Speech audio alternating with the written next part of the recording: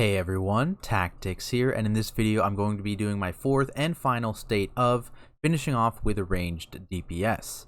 In this video I'll be looking at all of the different strengths and weaknesses for the various ranged specs, discussing how they're doing in both rating and Mythic Plus going into 9.1, as well as giving some of my own predictions for how the meta is going to turn out. If you're interested in my video on melee DPS, healers, or tanks, all of those videos are going to be linked in the description below or found over on my channel if you're interested. I'll also be putting out a video on my predictions for potential Race to World First raid comps going into Sanctum of Domination, so be on the lookout for that.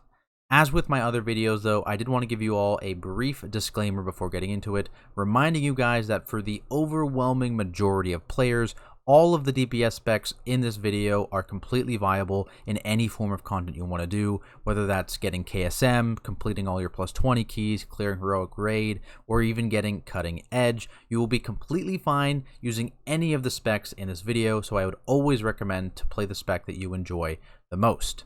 All of the various DPS specs also excel in different situations, and they have their own sets of pros and cons, which make them good against one boss and maybe bad against another. So at the end of the day, it's always good to remember that there isn't one catch-all best DPS spec. With all that said, make sure if you enjoyed this video, guys, you leave a like and subscribe to the channel to be notified when I post more Warcraft content like it. And let's start off with a staple in raid content for years, Warlocks.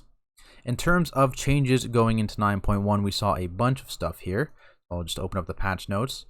So a bunch of nerfs here for Affliction. Basically, they tried to move some damage away from Malefic Rapture and into their dots, so Agony Corruption and then also Seed of Corruption as well. And the other main thing is that Dark Caller is no longer the talent. Instead, Shadow Embrace is the talent, and Dark Caller is now baseline. In general, though, this is a net nerf for Affliction, which does hurt their stock a little bit, but at the same time, we see Destruction here getting a couple buffs, and of course, Demo is pretty much unchanged. I think this is also just a net buff if you're using the From the Shadows talent, but overall, very minimal changes. And this kind of brings us to one of Warlock's major strengths, is that having multiple viable DPS specs. And on top of that, they all excel in different situations, right? If we look at Destro, it's got 2-target cleave, it's got burst AoE, and is great at target swapping. Demo excels in single target, and Affliction, of course, has that spread AoE and execute damage. If you're willing to pick up multiple specs, Warlock just gives you so much flexibility in terms of what you can actually do, especially in raids where the best spec can vary from boss to boss, and they all use the Night Fae Covenant, so you're not running into any issues there. On top of that, they are essentially a raid buff in Mythic content with how strong the utility they provide is, with Lockgate being extremely important on several Mythic raid fights this past tier and pretty much every tier, White Protection in Soulstones, and of course Hellstones often saving people's lives.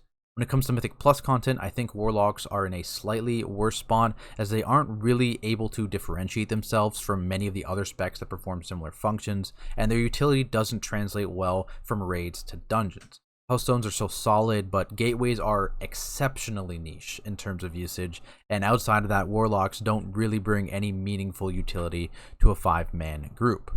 Both Demo and Destro do put out solid damage in dungeons, but with no highly sought after dungeon utility. Unless you're the best at outputting damage, it's hard to break into the meta, and unfortunately that leaves Warlocks in the spot they find themselves in Mythic Plus and 9.1, which is not terribly great. So, big thing for Warlocks, right? The different damage types. So you've got Cleave, and Target Swap. Right, that's like the Destro stuff. It's going to take up so much room. You've got Spread AoE / Execute for Affliction. And then you've got the big single target dam for Demo. On top of that, again, it's not technically a raid buff, but it is essentially a raid buff, what they provide. So there's that. And they also, flexibility, very, very big, of course, always important to have. I think the main weakness for them has got to be their mobility. They do have gate, their personal gate, I believe, is baseline. But I think outside of that, they have some. They do struggle a fair bit when it comes to mobility, and so that's really their main weakness, though. Like there's not too much else when you look at a Warlock and say that they don't have it. So mobility definitely down there. Next up, we have Shadow Priests, who, like Affliction, saw some damage moved around. Go open that up real quick. Priest, here it is. So we saw damage moved out of Devouring Plague and into their dots in Vampiric Touch and Shadow Word Pain. Again, sacrificing a bit of their single target damage to increase their multi-dotting ability, which is a trait I think a lot of Shadow Priests are happy to take given how strong they are in single target currently. They did also see some nerfs to their legendaries and conduits here. So again, this is going to be a net nerf for Shadow Priest in general. However, despite this stuff, I think they're still going to remain on top when it comes to single target damage. They do also have some decent 5 target burst damage thanks to their legendary, and if they're Night Fae, they can pump this out quite frequently, about every 70 seconds. So that's very strong. On top of this, they bring strong execute damage, as well as the stamina raid buff, and a defensive CD in Vampiric Embrace. PI is also something that should be noted, though I'm not sure 100% where the best PI target stands. I know Shadow Priests were very high up there recently, so it may just kind of be a moot point for most guilds, though it definitely is a bonus that, at least in higher end raiding, that should be noted if they're ever giving it away to a class that's better at using it. Overall, they just have a lot of things going for them in a raid environment, and at least based on current tuning, they're likely going to be a solid pick if a raiding is your thing. Mythic Plus is probably going to be a bit of a different story, though, kind of like Warlocks. Shadow Priest has potential for sure when used properly, as we saw in the Great Push, but I think they're likely going to remain a bit more of a niche pick. Again, same problem as Warlock, where other DPS specs just bring more upside. Whether that's more damage, better damage profile, better general utility, or some combination of those three, at least in 5-man content. Mind Soothe and Mind Control can be extremely valuable, though. Don't sleep on these spells at all, especially fully root dependent, dungeon dependent as well.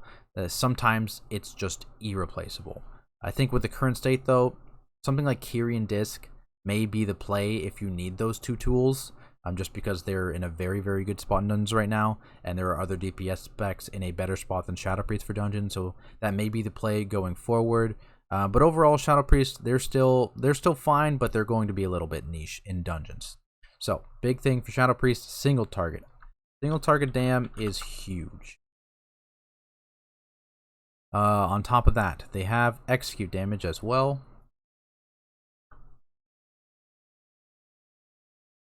And they also have a raid buff.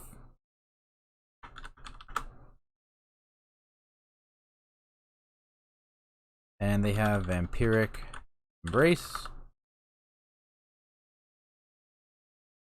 In terms of weaknesses, unlike Warlocks, Shadow Priest not exactly most flexible, right? Your only option in this case is Shadow Priest.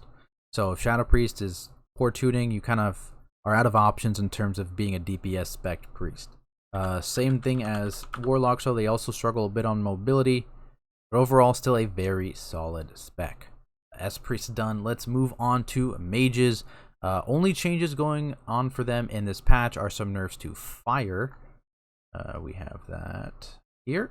So Flame Strike, Flame Patch, Kindling, and Infernal Cascade all getting hit, which is basically largely targeting their dominance in Mythic Plus. So it does kind of collaterally hit their single target damage down a bit, which hurts them a bit in raids. To be honest, though, I really don't think this is going to change much for Fire Mage in dungeon content. They're kind of reminds me of the situation Holy Paladins were in, where they're just so far ahead in terms of what they do, which is in their case burst uncapped AoE, that even despite these changes being sizable nerfs, they're still the best at doing just that. And I think this definitely knocks them down a peg in raids, like I just mentioned. They're a bit more niche now, to the point where I think you would only ever pick Fire Mage in raids if you wanted the combustion burst damage every 65 to 70 seconds for anything in particular. That being said, though, the great thing about mages is that there's two other mage specs right there waiting for you, and they're both looking pretty decent in raids, and just like Warlocks, they cover different types of damage profiles. Extremely valuable. You've got Frost with strong funnel damage and sustained cleave, as well as Arcane with the stronger burst damage in both single target and cleave scenarios. In general, Mage just gives you a ton of flexibility, assuming, of course, you're willing to pick up its different specs.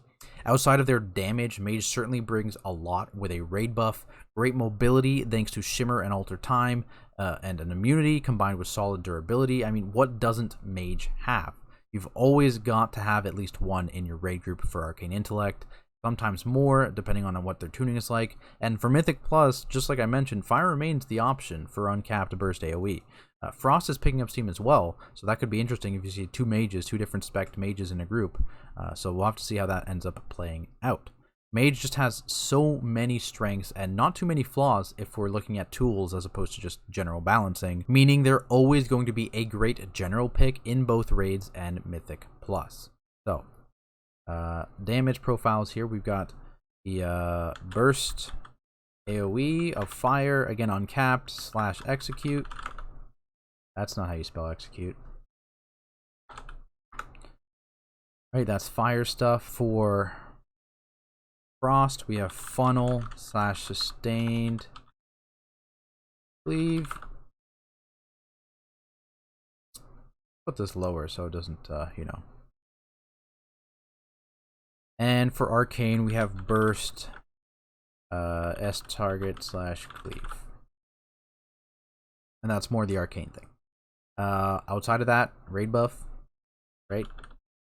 Raid buff. Arcane Intellect, probably one of the better raid buffs in the game. We have an immunity, very important to have.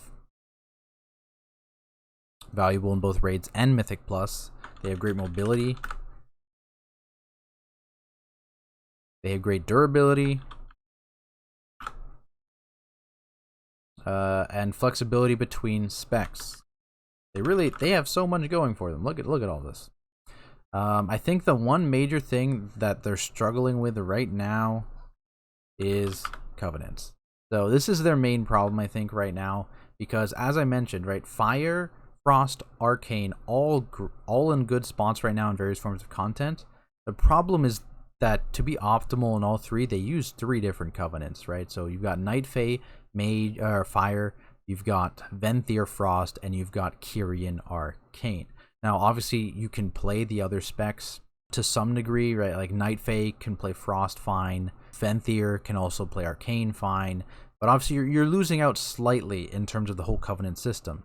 And I think they're one of the major specs in the game that I think is getting hit pretty hard in terms of just being a PvE spec. I'm not talking about PvP here, obviously, but in terms of just wanting to play different specs and all of your different specs being within the same role and also needing different Covenants, that just kind of sucks. So they're definitely being hurt by this system a bit in this expansion. Moving on from mages to the class that wishes they were mages, we have hunters, who looked very, very good at the beginning of the expansion, but some changes in 9.0.5 kind of knocked them down, causing them to lose their spot as the best 2-minute burst class to Windwalkers. Their burst cleave is definitely still solid for sure, but no longer being the best at it definitely stings for hunters in raid, as they are just one of those classes that definitely relies on them being tuned well in order to excel in a mythic raid environment. They do have 2 specs available to them though, which is certainly helpful, but unlike some of the classes like Mage, like Warlock, these 2 specs don't really cover wildly different damage types, with MM having the previously mentioned burst cleave, and BM just being a more consistent damage output, again though excelling in cleave. Survival stuff is mentioned in the melee video though, that's why I'm leaving them out here, but they technically have a 3rd spec that's over in the melee video. I'm not flaming, I swear. Both of these 2 range specs though are currently lacking a little bit in the single target department, though it is worth mentioning that they do have access to an execute, which can help alleviate it slightly, but it is one of the weaker executes, I would say. When it comes to raid utility, unfortunately hunters, they don't really offer much. The most being something like a pseudo immunity and aspect of the turtle, though of course multiple other classes have access to immunities, and they don't come with the major hunter downside of just being absurdly squishy. Like a light breeze can kill a hunter, I'm pretty confident. Dungeon utility is a little bit better. Stuff like Binding Shot, stuff like Soothe and a Purge, a Bursting Shot, Bloodlust, name a few. They bring a ton more to a 5-man group than they do in raids, on top of single target being a little bit less important, which always helps, as again they're currently lacking in that department. Legendary bow effect is also very interesting, assuming you can get your hands on it, which may be a big assumption, which could be yet another tool for them in 5-man's, kind of propping them up a bit. In terms of meta, though, I doubt Hunters will see much use in Raids or Mythic Plus at the top end. As previously mentioned, they have solid Burst Cleave, but they're not the best. And currently that crown belonging to Windwalker monks, who are positioned in just a much better spot in both forms of content. They bring more utility, they bring more durability, they bring more mobility, and they just bring the same damage type but better. So while Hunters are still a solid choice, they're not going to end up as the choice in any form of content because of this. Now, in terms of stuff, so they have Burst Cleave, and then they have Sustained Cleave.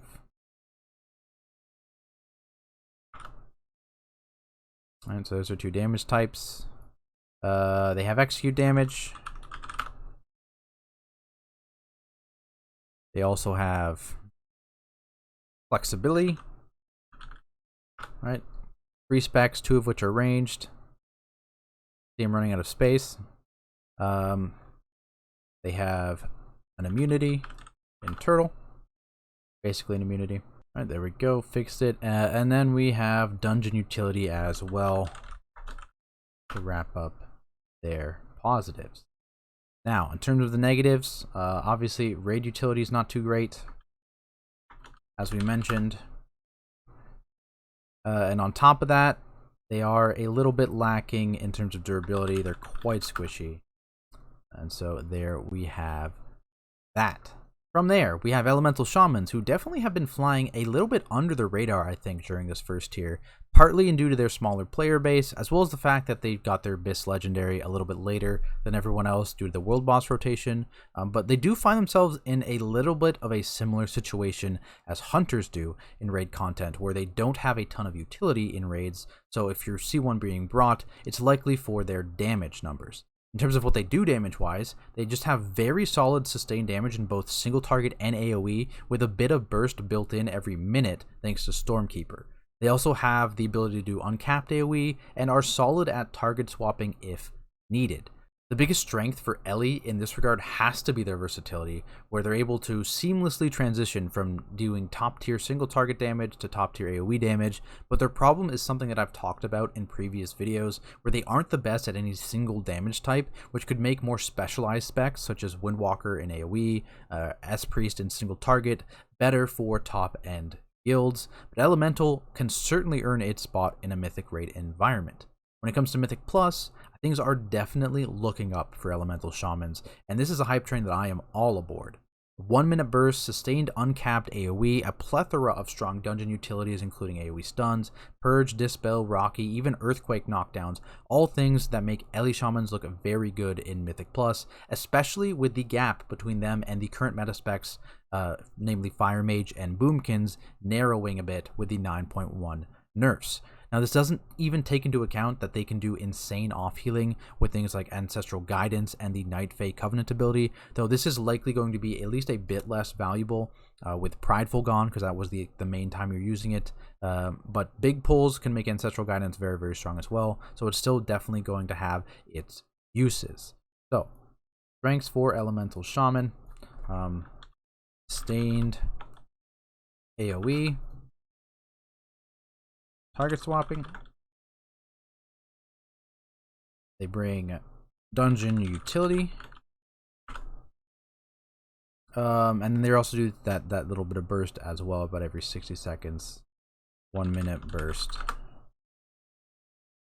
In terms of negatives, again, raid utility, just like Hunters I mentioned, they don't have a ton going for them in a raid environment in terms of what they bring. And on top of that, they lack the flexibility, just like Shadow Priests. Obviously, Enhance is there as another DPS spec, but especially if you want to stay ranged, flexibility can be a little bit of an issue for Shamans, just like it is for Boomkins, actually. So, concluding the list, we've got Balanced Druids, which is yet another top-tier range spec that was in 9.0 that is seeing nerfs going into 9.1. So here we go, just a list. They actually buffed up some of their weaker talents, but basically it's Solstice, Stellar Drift all got decent nerfs. Stellar Drift even having a cooldown on Starfall now. And then their main legendary in the Balance of All Things also got hit. This last change is actually an interesting one, as it was a big reason for the dominance of Convoke as one of the stronger Covenant abilities for balance. And with it being brought down, it kind of opens the door up for things such as potentially Kyrian, but as of right now, I know Venthyr is looking very strong as well for balanced Druids. Regardless, though, if you're choosing Night Fae, if you're choosing Venthyr, Boomkins are very cooldown loaded, so the majority of their damage is coming in either their CA Convoke windows or their Ravenous Frenzy windows, respectively. This gives them very good burst damage within their CDs, particularly single target burst, but outside of these cooldown windows, they can be a bit lacking in the damage department, relying on their strong target swapping ability, as well as the ability to mass AoE to kind of carry them until their next set of cooldowns is up 3 minutes from now, because both specs are 3-minute CD specs. The main difference, I would say, between kind of Night Fae and Venthyr is that the Night Fae Boomkins have their burst front-loaded into Convoke, whereas the Venthyr Boomkins have it back-loaded into Ravenous Frenzy. So a little bit different in that sense. Outside of their damage, though, balanced Druids have a lot of things going for them, with strong mobility and durability, as well as Innervate to kind of help out with healer mana if needed. They also bring fantastic utility in dungeon content, right? The unique utility in Trance, as well as the general Druid utility, right? They have Typhoon, they have Ursul's Soothe, Dispel, way more than that. There's just a huge list of spells at their disposal that really ups their stock in high-end dungeon content, even if they aren't the best damage-wise. In terms of being meta, I think it's likely most Mythic raids will want a Boomkin or two in their group, as they do have a lot of upside that other classes don't bring. I doubt they're going to be a spec that gets stacked, but they still have solid damage and bring some great tools even after the damage nerfs. When it comes to 5-man content, I think their stock is definitely a bit lower because of the nerfs, but I still think their damage is solid enough that you could justify bringing one, and when combined with their strong utility, like I mentioned, they are going to remain a spec that people, especially tanks, like having in their group. Alright, so we have Burst, single target / mass AoE. Doesn't fit. Put it there. We have target swapping. That fits. Again, mobility and durability, both things that Druids are good at, so we'll add both of those. Durability, and they have mobility. Innervate, also a thing that exists, very good for your healers. And then they have, of course, their dungeon utility. In terms of downsides, flexibility, same situation as Ellie Shaman. They bring more utility than their respective melee specs, so Enhance for Ellie and Feral for Boomkin. So it's hard to justify going down unless the other spec is significantly better tuned than them, especially because they're also ranged, which has a little bit more value, especially in Shadowlands. I guess the other negative is you have to be a Boomkin main, which I know this might be the biggest negative of them all. Very, very unfortunate there, but you know, it is what it is. So where does this leave all of us for ranged DPS? Now for raids, I think Warlocks and Shadow Priests, they're both going into 9.1 looking very strong. Compared to other range specs, though, they're definitely going to struggle a little bit more in Mythic Plus content. Boomkins and Ellie remain a solid choice in both forms of content, bring good damage in raids, and plenty of utility in dungeons that will make both specs extremely strong in 5-mans. Fire Mages, still looking great in Mythic Plus. Even after the nerfs, they're still going to be great in that form of content. And for raids, you've got Arcane or Frost if you want to play Mage, though again, slightly hurt by the Covenant restriction. Hunters, unfortunately, are in a bit of an odd space at the moment where they don't really bring anything unique to a raid or dungeon group, and their damage is just a little bit behind some of the other specs that perform the exact same role, though this could change a bit in Mythic Plus if you're able to get your hands on the legendary bow. But that is it for this talk on ranged DPS going into 9.1. Remember guys, if you enjoyed this video, be sure to leave a like and subscribe to the channel to be notified when I post more Warcraft content like it. If you're interested in similar videos for melee, tanks, and healers, all 3 videos are going to be linked in the description below or over on my channel if you want to check them out.